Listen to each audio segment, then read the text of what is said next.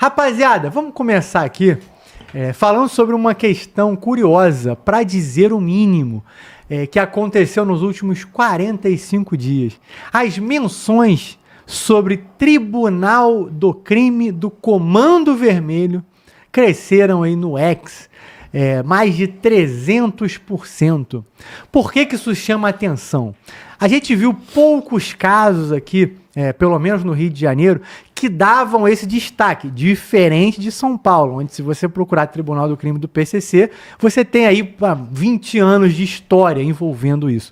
O que acontece é que pelo menos teve 2 casos que chamaram a atenção envolvendo o Tribunal do Crime que ganharam mídia. O primeiro foi aquele dos médicos na Barra da Tijuca, um caso em que membros do Comando Vermelho confundiram médicos com membros de milícia. E aí passaram fogo nos 4. Um deles, inclusive, era irmão de uma deputada do PSOL.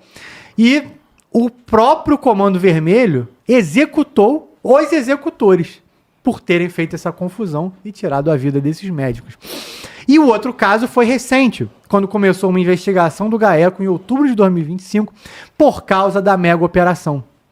Então começou-se a se buscar muitas informações e aí tiraram ali da caixinha informações sobre o Tribunal do Crime do Comando Vermelho. Certamente essa investigação do GAECO ainda está acontecendo, porque não é tão rápido assim que essas coisas acontecem, mas isso aí ganhou o noticiário em outubro na mega operação.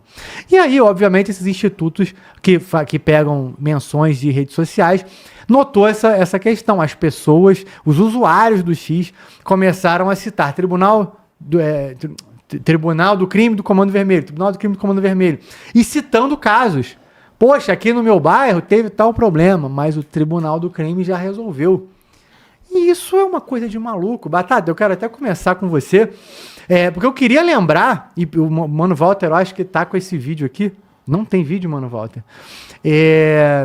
Então eu acho que esquecemos aí do vídeo. Que é um vídeo que aconteceu em 2023. Eu acho até que eu esqueci de pedir. De um áudio, uma situação que mostra um camarada que foi morto pelo Tribunal do Crime. Nunca se descobriu qualquer tipo de envolvimento dele com o tráfico, nem no emprego dele, nem... Assim, geralmente você tem alguma coisa. E não descobriram. O máximo que se acredita nesse momento é que o camarada namorou, teve alguma relação com alguma mulher de um traficante e acabou sendo morto. Não precisa do vídeo, já contei aqui a história.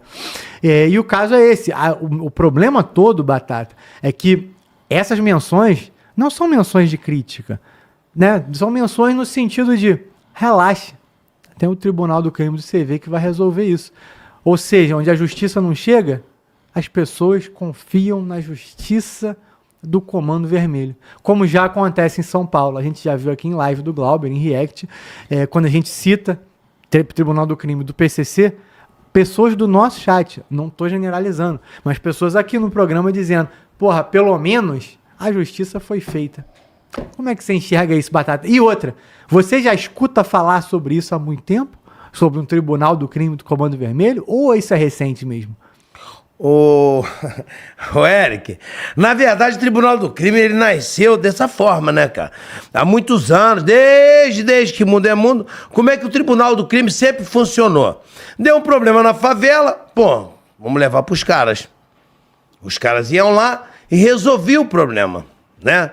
De que forma? Era o agressor, era o cara que tinha efetuado pequenos furtos na comunidade e... Só que isso começou a ficar muito legítimo, porque começou a haver uma aceitação pública. Esse que é o problema. É a aceitação pública que a sociedade não entende que isso é um problema, gente, isso é um veneno. Observa bem. Eles começavam no início, e como tudo, em seu início são flores, não é verdade? Eles começaram a simplesmente a efetuar as pessoas que iam contra aquela comunidade. O garoto que roubava os moradores, eles iam matar a sociedade, olha, os moradores, pô, que maneiro. Depois, eles começaram a matar os desafetos, e a sociedade começou a aceitar isso como legítimo. Também vacilou na boca. Ou seja, justificou, aceitou. Esse é o problema. O cara não tem que morrer no tribunal do tráfico. Não existe isso. Isso é outro mundo, outro universo. Mas não. Como eu canto, não me canso de alegar, de falar aqui, citar o caso da menina que houve ali numa favela em Niterói. Ela adentrou com o carro. O garoto solto sacou a pistola. Uns falam que disparou uma pistola Glock lá. Sacou a pistola, ela ultrapassou uma barricada. Atiraram na cabeça da menina. Sabe o que eu cansei de ouvir falar, inclusive na internet? Também ela deu mole. Ultrapassou a barricada. Sabia que não podia. Olha se isso tem cabimento. Olha que mundo é esse. Ou seja, como ninguém tomava providência, como ninguém tomou providência, isso foi rolando, e foi crescendo, até ficar extremamente comum. Existem certas decisões de tribunais do crime que eles são tomados somente através das lideranças da cadeia. Ou seja, o torturado fica agarrado lá, preso, até o cara que está preso na cadeia dizer mata ou não. E isso, gente, são sucessivos casos. É muita coisa. Aí começou a usar. Antes o tráfico não se metia em coisas alheias. Hoje o tráfico se mete em briga de marido e mulher, porra. Ou seja, virou o real. Ele só não virou o tribunal do tráfico. Ou seja, ele atende todas as varas. Vara de família, vara... o cara que briga por causa de terreno. Ele vai lá, o que ele achar melhor, ele diz, olha, o terreno é do cara, você mete o pé, vai embora. E é assim que é feito. E com a extensão do tráfico, ou seja, com o avanço do tráfico, ele alcança mais gente dentro do seu reduto. Ou seja, são mais pessoas que estão subordinadas ao famoso Tribunal do Tráfico. E aí começou a alcançar condomínios. Começou a alcançar, ou seja, o Tribunal do Tráfico, que era uma coisa que socialmente era agradável, que fazia a justiça do povo, começou a atender os próprios interesses. Hoje o Tribunal do Tráfico mata quem não paga o dinheirinho semanal ou mensal por ter uma empresa no local. Vê se tem cabimento. Hoje o Tribunal do Tráfico mata como matou o garoto do churrasquinho lá na Bahia. Porque não pagou R$600, porra. E ainda existe pessoas que acham que é legítimo, que eles estão protegendo, que eles estão certo, porra, tem a lei. Se você não aceitar a lei, porra, mas que porra de lei é essa? Engraçado, porque a população se revolta contra a porra da lei do Estado. Porque o Estado aí chama o presidente de vagabundo, chama o governador de vagabundo. Tudo bem, eu não estou dizendo que você não tem que chamar, não. Mas, porra, por que tu não chama o traficante de vagabundo? Ah, não, mas ele mata. Ele mata. Ora bolas. O que tá havendo? O que tá havendo? Cadê a porcaria da bandiolatria? Tá acontecendo. Como que pode isso? Os caras estão no local com mãos de ferro. Tribunal do Tráfico. Isso é cercear o direito da pessoa ao acesso da justiça. Isso não é terrorismo? Quando você cerceia o acesso da pessoa ao Estado? eu acho que interpretações são válidas, porque cansam-me de me dizer, olha, Batata, na letra fria da lei, é terrorismo. E eu não consigo enxergar de outra forma. Agora, o Tribunal do Tráfico julga. Eu já vi julgamentos, cara, que o pai não gostou do namorado da filha. E aí a filha começou a namorar o namoradinho escondido. Porra, onde tu não já viu isso? Eu acho que talvez nós, homens, tenha passado por isso. As mulheres que estão no site tenham passado por isso. E os pais batem, dão porrada, botam de castigo, brigam. Aquela coisa que é natural da idade. Pois bem, eu vi casos aqui que aconteceu. O pai foi até a boca de fumo, pediu o afastamento do filho, do menino que estava namorando com a menina. E os caras simplesmente passaram fogo no moleque, mataram o garoto.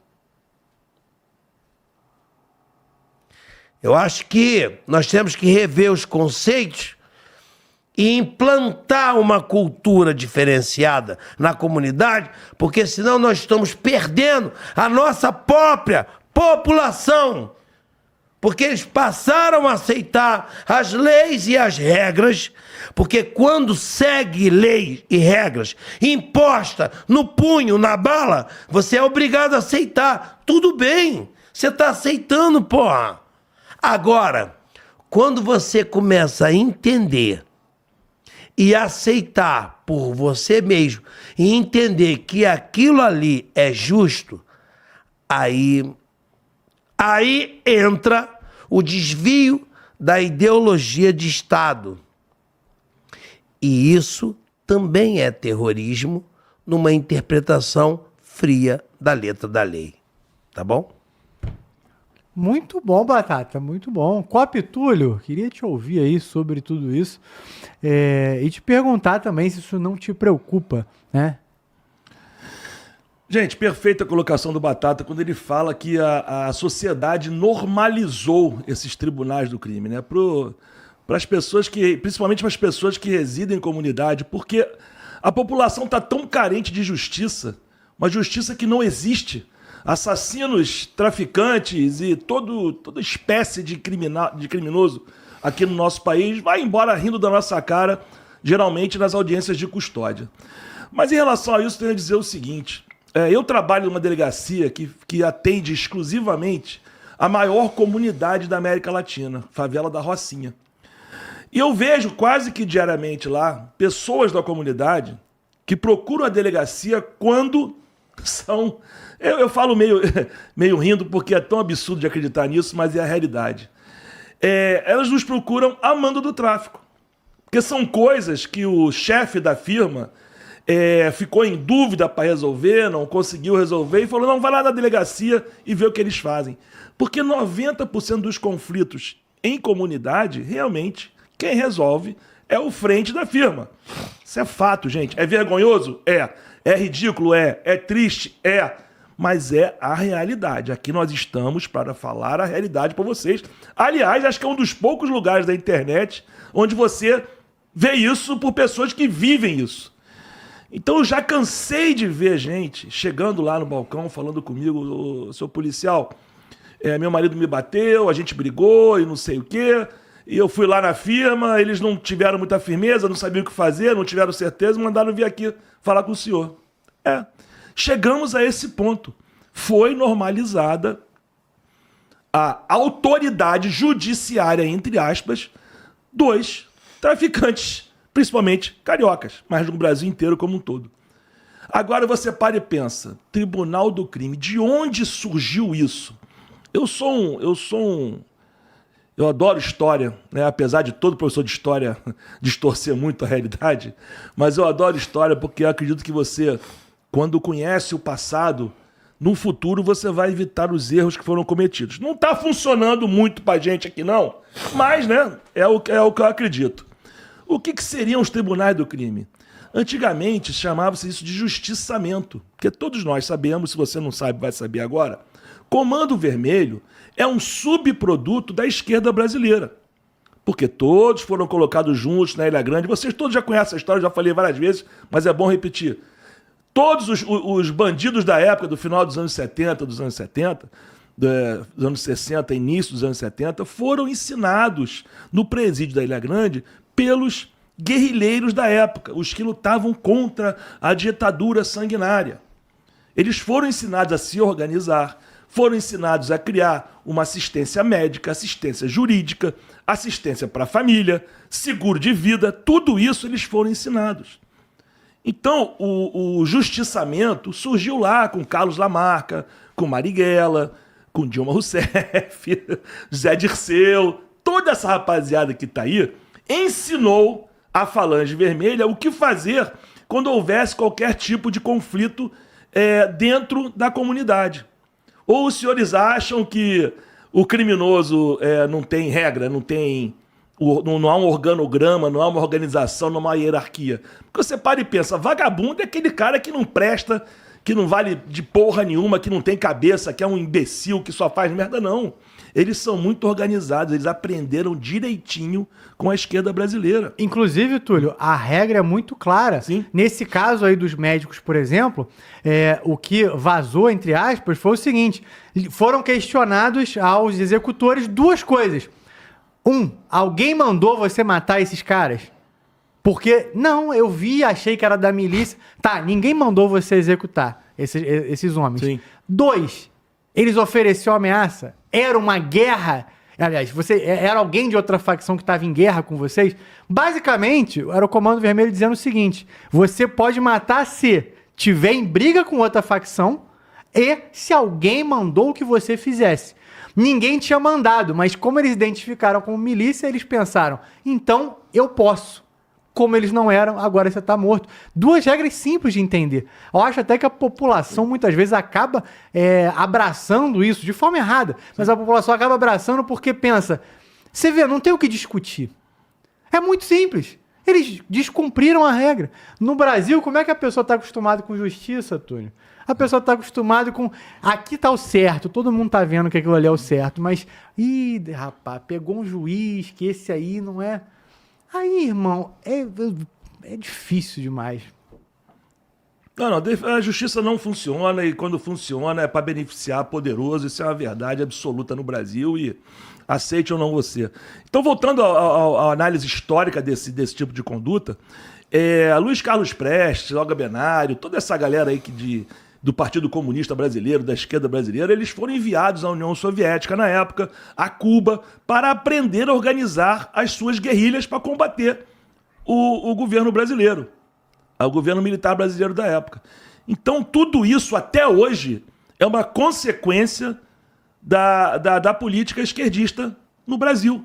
E as pessoas continuam aplaudindo e continuam apoiando esse tipo de figura, infelizmente, histórica. Então, isso é muito complicado, é muito triste, mas não vamos normalizar isso. A justiça brasileira tem que ser fortalecida e tem que ser admirada e respeitada pelo povo. Vai demorar um pouco, mas esse é o objetivo, Eric. Muito bom, Copio Túlio. Miqueias, quero te ouvir. Existe uma máxima que diz que você só é respeitado pelo mal que você pode causar. E, infelizmente, no Brasil, a justiça e a polícia são os que menos podem causar mal. Causar mal a quem realmente merece ser punido. Essa é a realidade. Uma das críticas que a UPP sofreu quando foi instalado nos Morros Cariocas foi justamente que, antes da UPP, não tinha assalto dentro do morro. Antes da UPP, violência doméstica também era rara. Rara, mas não inexistente. Por quê? Um trabalhador que cometesse violência doméstica, ele era severamente punido pelo tráfico. Agora, se o dono do morro, se um traficante praticasse violência doméstica contra sua companheira, nada acontecia. Mas o fato é que, na ausência do Estado, que perdurou por décadas no Rio de Janeiro, o tráfico assumiu esse papel e passou a ser reconhecido formalmente, principalmente pela sua capacidade de resolver rapidamente os problemas. Se um vizinho reclama do barulho alto do outro e a polícia chega, existe todo um protocolo, existe ali uma questão de averiguar os decibéis, o manual diz que o policial deve tentar apaziguar os ânimos. O traficante vai chegar lá, vai queimar a caixa de som, vai descer a porrada e vai resolver o problema. E isso vai desde situações básicas e pequenas do cotidiano até situações consideradas mais graves, como acusações de crime. Temos vários e vários casos de pessoas julgadas como abusadores, muitos desses casos sendo falsas denúncias dentro das comunidades e acabando que um cara inocente é vítima e morto. E aí depois, quando se descobre que aquela mulher acusou, ela também acaba sendo morta. Então, o devido processo legal não é respeitado pelo tráfico, mas a sentença é cobrada e realizada na hora. Aí está se dando muita evidência agora, porque o Gaeco falou, mas isso já existe há muito tempo. Até mesmo quando se fez o filme Tropa de Elite, em determinada cena aparece ali aquela questão do pessoal da própria ONG sendo queimados em pneus, no chamado micro-ondas que acontece no Rio de Janeiro. Esse modus operandi existe há muito tempo e o tempo todo nós nos deparamos com esse tipo de notícia. De tempos em tempos, a polícia do Rio de Janeiro, a polícia de São Paulo e de outros estados encontram aí um cemitério clandestino onde as vítimas desses tribunais do crime são enterradas. Essa semana, no estado de São Paulo, nós tivemos o caso de um policial que foi morto também por esse tribunal do crime. E olha o cenário, olha que coisa absurda. O policial estava numa adega, acompanhado de um amigo. Essa adega próxima a uma quebrada. E aí um cara puxou um pino de pó dentro da adega.